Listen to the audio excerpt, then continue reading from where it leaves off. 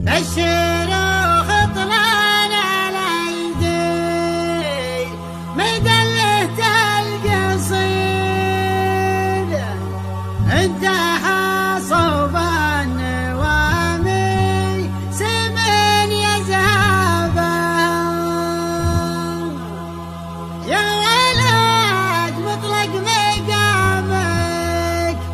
ضحى اليوم عدت باسم الدواسر رتنوم سنابها قدموا شقح على خوا اسمه شرين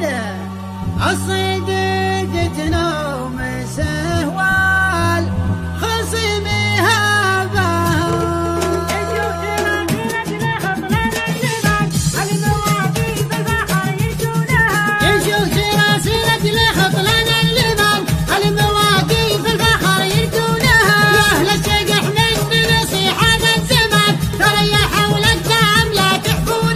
أفعالنا برهان منطوق اللسان لقيل الوقفات من يحمونها لقيل الوقفات من يحمونها العام الفرد خذيناها عيان ساعات للشجح لا تنسونها واليماريها ترى شبك اللجان بعادنا اللي فيه بتشوفونها للخصم ما جينا تخفي وغبيان نكسب رهان القوم تو عيونها نكسب رهان القوم تو عيونها نرضي على علم نصرح به ضمان ولا الديار الكون من يدهونها يا بيرق اهل العشر جوك اهل الثمان اللي ثنوا يوم الوغى من دونها عادات الى غياثي من مضى الزمان رؤوس العدا بقدمهم يطونها رؤوس العدا بقدمهم يطونها لاقي للوقفات قوم روس شان ربع مواقف الفخر يشرونها مقدمين الروس قوم ما تهان